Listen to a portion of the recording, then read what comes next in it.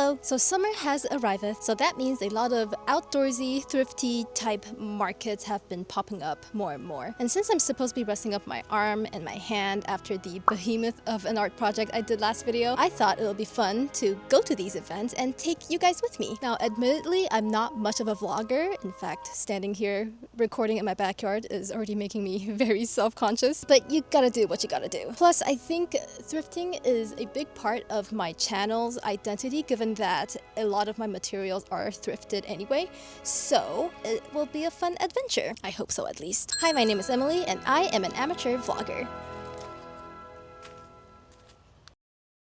So tomorrow I'm going to this flea market art swap barbecue type event. It's called Held Fast and it's organized by Skelebells and Kiraburo, who are two local artists. And I'm thinking about what I should bring. So the plan is for me to have everything that I bring be either $2 or by trade. So I'm looking through my stuff to see what I can feasibly sell for $2. So first of all, I have these National Muse zines, these ballerina magnets. This is based on an animated video of mine that went kind of viral a while back. It was a long time ago. This tiny picture of Milo, I'll bring that as well. Mushroom ornaments that I made for a Christmas craft fair last year. The problem was that it's very hard to gauge the vibe of the Christmas craft fair I go to. I'm fine with parting with them at such a low price, like I don't care. This Shark ID card, they're super miscolored.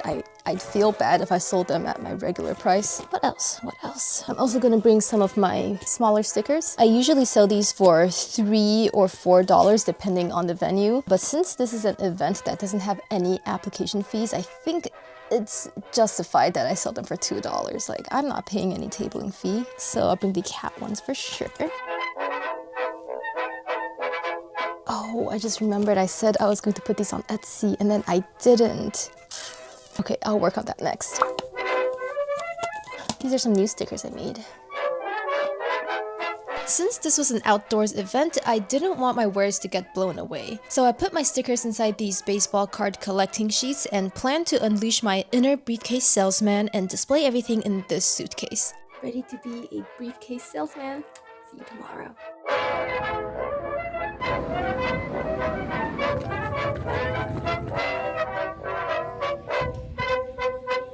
However, once I set up, I didn't like how contained and hard to see everything was, so I abandoned my inner briefcase salesman and just laid everything out on the picnic blanket.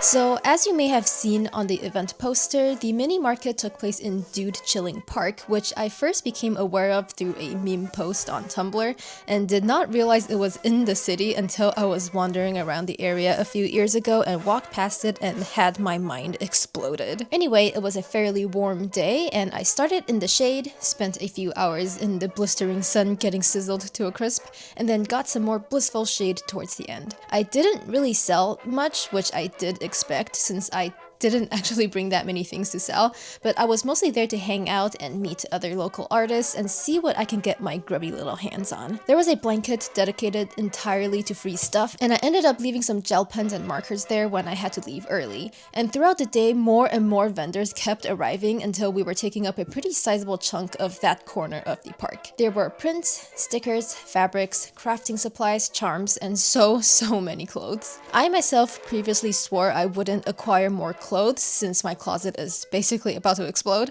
but I couldn't help myself. And I had a very delicious but very unhealthy lunch consisting of kettle baked chips, barbecue chips, ruffled chips, Cheetos, and an afternoon snack of a barbecue hot dog. But I did get a fair amount of raw veggies in, I swear.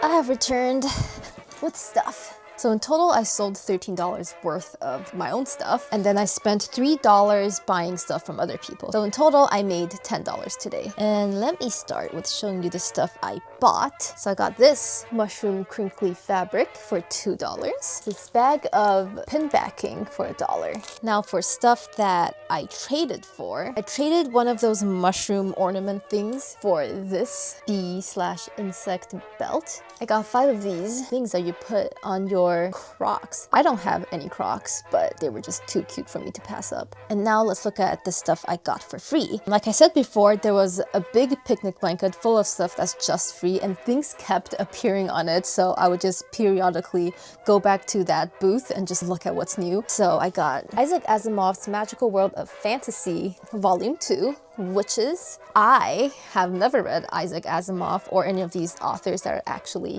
listed in here. I literally just thought the cover looked pretty. Next, I got this fabric with little fireflies on it. And then I got this huge swath of Galaxy pretty fabric. I have a suit sprite from Spirited Away. I got a teeny tiny zine full of pumpkins. Let me show you. Pumpkin, pumpkin, pumpkin.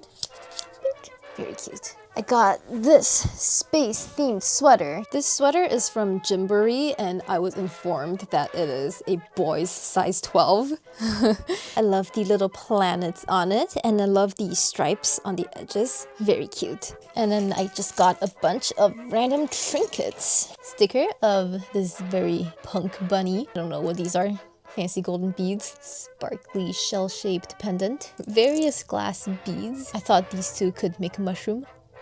These rhinestone thingies. That's not very swag money of you. And this fish head thing, I'm not sure what it is exactly. I think it's supposed to have a sequin or beaded body. I just thought it was funny. So that was the event. Very chill and fun. I would recommend.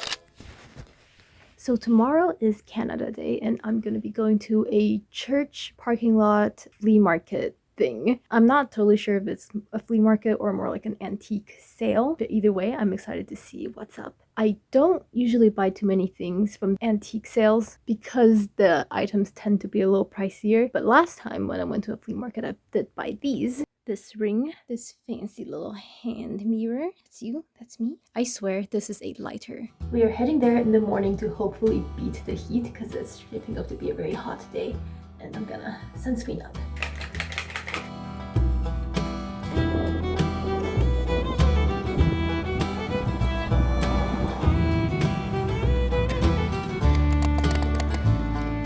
So I've actually been to this market before, and it was mostly the same vibe as last time. Lots of plants, tools, toys, collectibles, clothes. It was a pretty good mix of flea market and antique items. It was also extremely hot as I predicted, and it definitely didn't help that we were in an asphalt parking lot with zero shade except for the occasional tent. I felt pretty awkward videotaping everything. I didn't want people to look at me, but I did manage to get a ton of footage without anyone asking me what the hell I was doing.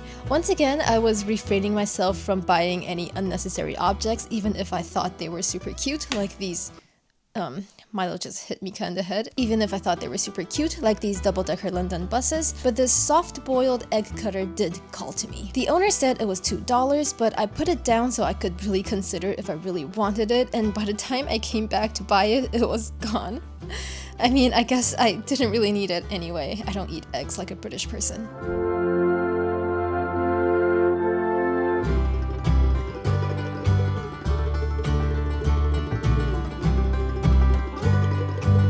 I did consider buying that sword last time, but I don't need two swords. What? Who did this to my Sharko? So I'm back. I'm very sweaty, but let me show you what I got. Purple vest. It was $5, and my parents told me it was reeled down inside, so steal. Pants. These are super high-waisted. They're corduroy, and they're shin length. I hope you got a good look. And lastly, I got this bolo tie, which was very coincidental because at Heldfast, I was literally just telling someone about how I was in the market for a cool little bolo tie and how hard it was to find in thrift stores. So now I got one. Doink. I wish I had this when I was doing my cowboy video. So the vest was $5, the pants were also $5, and the tie was $2. So today I spent a total of $12. And I made $20 on Etsy this week, so I guess that counts as a profit. So there are two more of these thrifty type events that I would like to go to in the coming days. There's one that's a flea market and one that's an antique market. So excited. So the Nikkei Museum is a Japanese-Canadian cultural center, and this market itself, Tanabata, was of course Japanese culture themed. Right off the bat, there were a lot of food stalls, which took over most of the outdoor area and into the main lobby. The market was in the gym, I think it was, and unfortunately, I discovered the flea market area was actually quite small. Most of the gym was actually vending arts and crafts, which is fine because I do love going to those types of events, but I just was hoping that the flea market area would have been more substantial. The flea market area definitely felt somewhat Japanese curated with dishware and manga and vintage merch. There was this Ditto doll that I wanted, but it was $5 and I need to control myself. I don't need more dolls. There was also a booth in the vintage section selling kimono where you could also try it on, which I thought was really cool.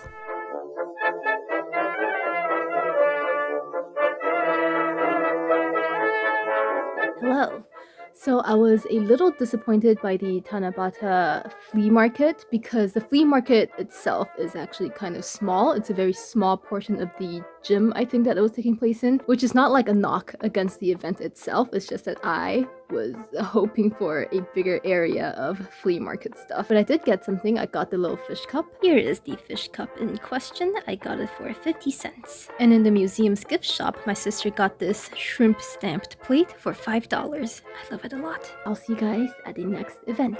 Please excuse how crusty I look. I just woke up and my face is all pimply from sunscreen. So I know technically I only had one more event to go to, but the church parking lot was actually having another garage sale. So I decided to go check it out. And it was mostly the same people selling things there, but there were a few new booths. So firstly, I got Lego Sven. There were no other Frozen characters in case you're wondering. And then I got this Johnny Rockets pin. I've only been to Johnny Rockets once. I don't remember much about how it tasted, but I liked how retro and cool the pin looks. I got this cuckoo clock pin. I don't know what language that is on there or what it says. Furtwangen, excuse my pronunciation, is a city in Germany. So based on that, I'm gonna assume that this pin is from Germany. And then lastly, I got this slot machine toy thingy, just in case I wanted to cosplay Savika from Arcane one day with her Jinx arm. Just thought that would be a cool project. And then, this is not from the flea market, this is from the thrift store I went to afterwards. Look at this beautiful jewelry box.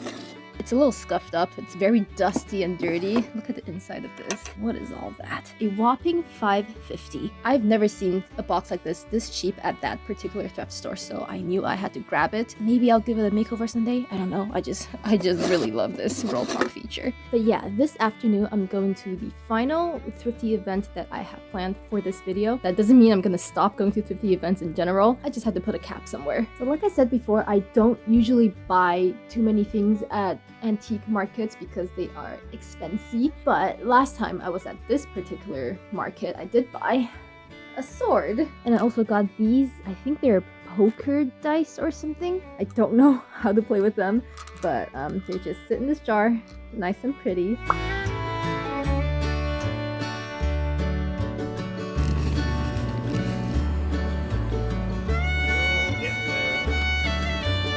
Like I said before, I've also been to this market before, so I recognized some of the booths. It was very hot that day, so thank God the area was shaded by trees. This was a true vintage market, not just a flea market like the other ones I went to, so the prices are a lot higher to match, which by the way I am totally okay with because I hold vintage markets and thrift stores to different standards, but it does mean that every time I pick up an item that I thought was cool and looked at the price, I cried a little. But like the other markets, there was a mixture of old toys, cards and stamps, houseware, lots of jewelry, and some clothes. There were also some booths that specialized in artwork made from vintage stuff. There was one that made cutout portraits out of old stamps, one that took antique glass beads and pearls and turned them into earrings and necklaces, and one that made sun catchers and sculptures out of old crystals and animal bones. I didn't get any footage of these booths, unfortunately. Filming somebody else's original art always feels different than just filming secondhand stuff.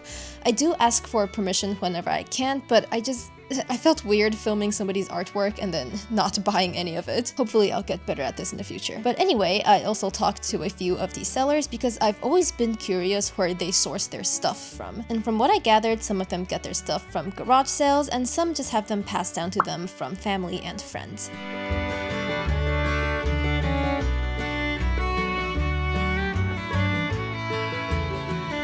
returned from the Great Outdoors. The original plan was for me to bike there, but I think it's a good idea I didn't because it's very hot outside today. Predictably, I didn't get much. There are a lot of cool things to look at. I really like the razors, but I really didn't have a need for them. I did get one thing, and it's the bottle of poison. Let's see. Tincture iodine poison. Not sure if you can see, but there is a glass dropper thing inside. It is $10, which, I mean, it is a lot of money, to be clear, for a little bottle, but it's vintage and it says poison on it, so I just really wanted it. Yeah, I don't know what else I can say about this. And that, my friends, will conclude our thrifty adventure. Now let me show you everything that I got, which I know I did already, but this time it'll have better camera work and lighting. Let's head on over to the final presentation.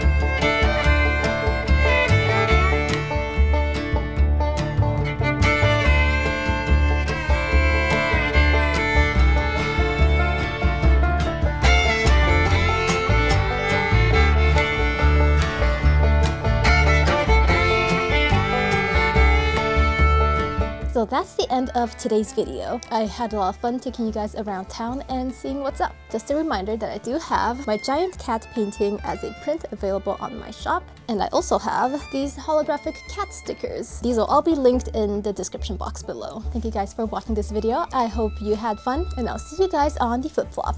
Bye!